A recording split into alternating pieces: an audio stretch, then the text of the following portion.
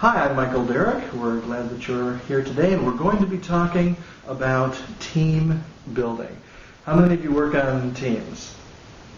Great, just about everybody feels like you're in a team environment.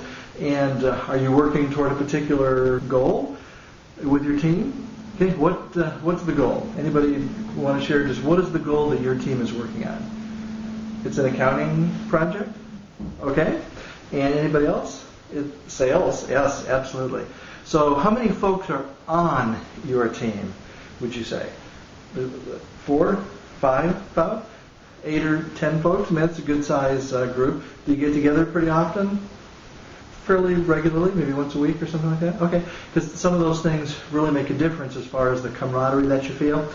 Now I want to give you, here in just a few minutes, some insight into how you can be the catalyst to build a great team, to really improve the team that you're on. I'm presuming that because you're here, you want to learn more about how to build an effective team.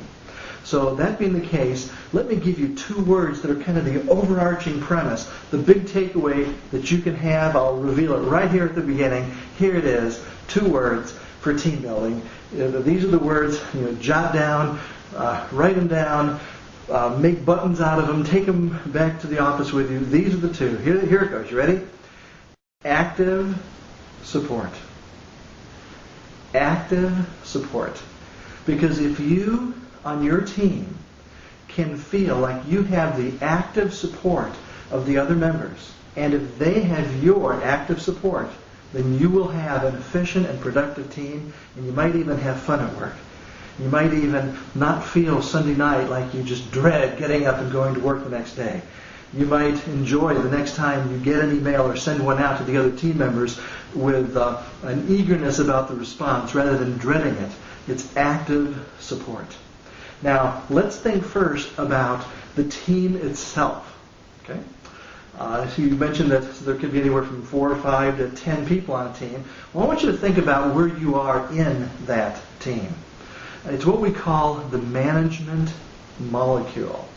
Or some folks might look at this like a 360, and I'm certified by Profiles International to certify and teach and train other people for SHRM credit on the Management 360 tool called the Checkpoint 360. So if you're not familiar with that, or even if you are, let me refresh your memory. The 360 is where there's you, and then there's your boss, and then there's peers, and then there's direct reports. And so you get looked at from 360 degrees in 18 to 20 key management areas to try to find out how effective you really are. In management, what's reality? Is reality reality? No. Perception. Perception is reality. So you might think you're the greatest manager in the world and the greatest team member in the world, but if these people around you, your boss, your peers, your direct reports, perceive you as being a weak manager, then you have some difficulty. And you have to find out where that is so that you can shore that up and show some measurable professional improvement, whether it's communication or delegation, whatever core management skill that is. Okay, but let's think about the different parts of the team by thinking about yourself in this 360, this management molecule. We have you in the center, and who would be above you? That's your boss, okay? And then your colleagues, we call them peers, okay? Now there's 2 different kinds of peers for you. And if you think about it this way, there's internal peers, the people that are on the payroll of your company, and then there's also what? Yeah, there's external peers. And what would some of those folks be? Okay, like an outsourced IT department? Yeah, sure. Or if you're having some other group or consultants come in, yeah, they might be people that you work with, even folks that could really be right on your team, but they're your colleagues, they're peers, but they're external peers. So you have you here, and here's the boss, and here's your internal peers and your external peers, and then down here are the people who report to you, your direct reports, and you're their boss. And so that's an important thing to remember. Now, when it comes to building a team or improving a team or being effective as a team, we can't overlook the WIFM principle. And you're all familiar with it. It's WIIFM. And what does that stand for? Exactly. What's in it for me? what's in it for me to have an effective team? Well, let me ask you, what's in it for you to take the time to really make sure that you have an effective team? And by the way, real quick review, what are the 2 words that are going to make or break the effectiveness of your team? What are they? Active support. Okay? And this will come into focus here as we go on. So, what's in it for you to have an effective team? Yeah, if you do well, your team succeeds, you maybe get a bonus, you make more money, you get recognition, you get promoted, you move up the company. At the very least, you have some good days at work and some camaraderie and some fun working together. And because work shouldn't be a drudgery, it should be something that you get together with some other folks and enjoy working toward that common goal. Now here's a question for you though. As we think about what this team really is, who is the most important person in your life? Out of this 360 view, this management molecule where you're in the center, the boss is here, the internal peers, the external peers, your direct reports, who is the most important person in your life? Would we all agree? It's probably the boss. Your boss is probably, as far as an employment is concerned, an employment situation, the most important person in your life. Would you agree with that? Okay? Why? Why is the boss the most important person? They tell you what to do, right? Okay? And they can make or break it for you. Yeah, let me give you 3 other thoughts about why the boss is the most important person in your life. The boss has the power to hire and fire. Doesn't he or she? Exactly. So just you even continuing to be employed is at the mercy of the boss. Also, the boss usually determines how much money you make. And that has impact throughout your entire life.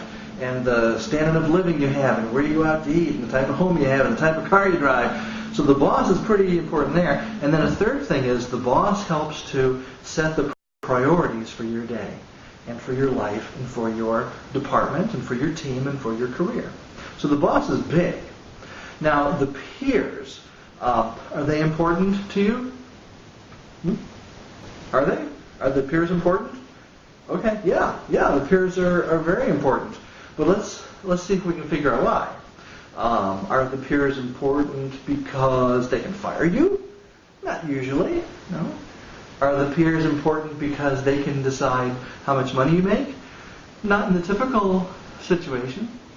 Are the peers important because they help to set the priorities for you and your department and your team? Sometimes, but not always. But let me ask you this. Even though peers can't fire you, give you more money, and set your priorities on a typical basis, can they make your life miserable? Yeah, they can.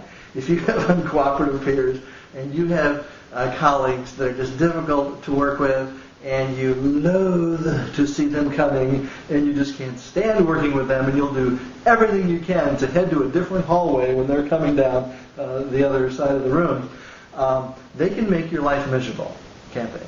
And even external peers. They can drag their feet, they can take credit for a project. I mean, there's just numbers and numbers of ways that either an internal or an external peer can make your life extremely difficult. Now, not just because of the bad things they could potentially do to you to make them important. They're important because they're part of your team potentially and can really help you succeed. But isn't it the same way with direct reports?